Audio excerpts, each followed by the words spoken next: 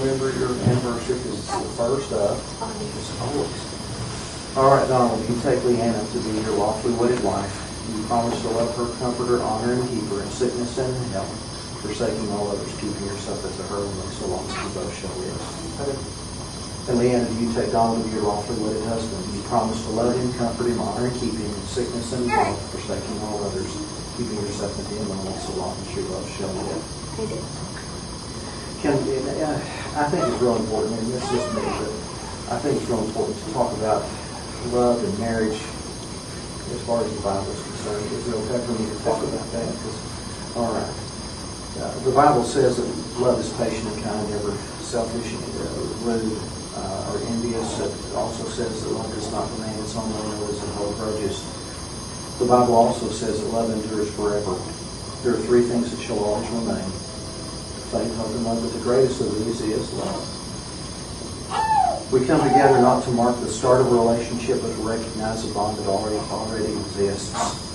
And although marriage brings many joys, it also brings many responsibilities. And there are many, many important keys to a successful marriage, correct? And there are videotapes, and there are lectures, and there are books written about marriage.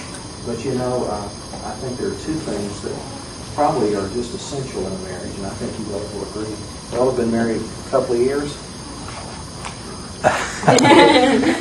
More than that. All right, so you know, I think two of these are communication and dedication and commitment to each other.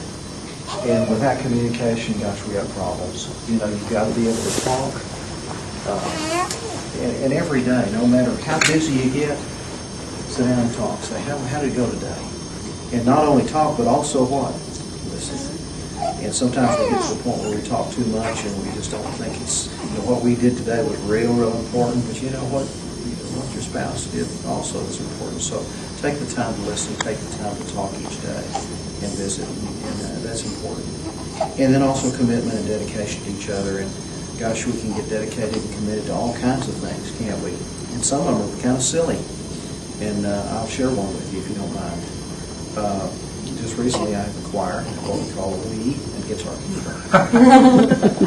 You know what I do every night? I go play my little classic guitar. And sometimes I think, I should be spending time with my wife. I've got a rock band too. And so, it's more important to visit. Now, you can do these things together on Wii. I can play tennis, I can bowl, I can play golf with my wife. And that's a good time to talk and visit. But the key here, and the thing I want to emphasize, is make sure that you take time to be together and do things together. The couples where the husband goes off and plays golf every weekend and doesn't spend time with his wife, or the wife spends time shopping all the time, or whatever wives do. You've got, and I know work is important and things that you do are important, but you've got to spend some quality time together. And that's what I'm talking about, commitment and dedication. There's nothing more lovely in life than the union of two people whose love for one another grows through the years. And we're here as witnesses, aren't we, to your commitment to each other. And we're going to exchange this ring. And that ring is a very important thing. It's a symbol of your uniting today and the promises you've made. So, Donald, I want to ask you to take, do you have the ring? All right, the two rings good. Donald, you'll take the ring.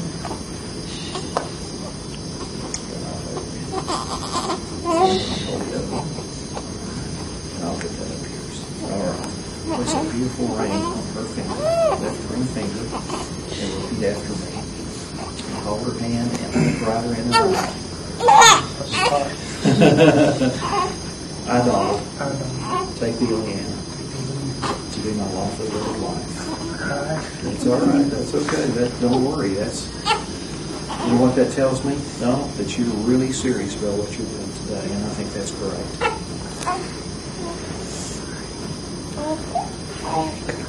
He told us he wasn't nervous. Well, you know what? I think he's just moved, and I think that's good. I think that's good. Just do that.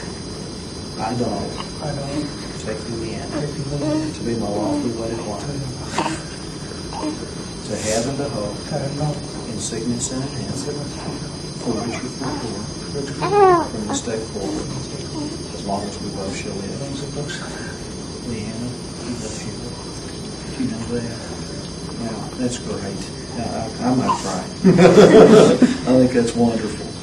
Place this ring on Donald's finger and repeat after me.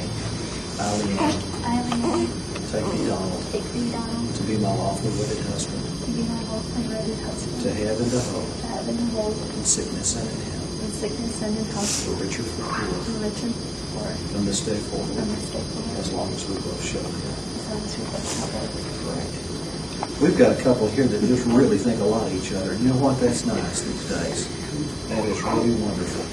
I want you to remember, guys, that the vows you've just taken, pledging your love for one another, means far more than words can ever mean. Let your love be stronger than your anger. This married couple back here will know this. Learn the wisdom of compromise, because there's some compromising going on in good marriages. It's better to bend than to break. Remember that true friendship is the basis of all lasting relationship. And I think you guys are best friends, aren't you? That's good. If you don't have love in your life, no matter what else there is, if it's not enough, search for it, ask God for it, and share it.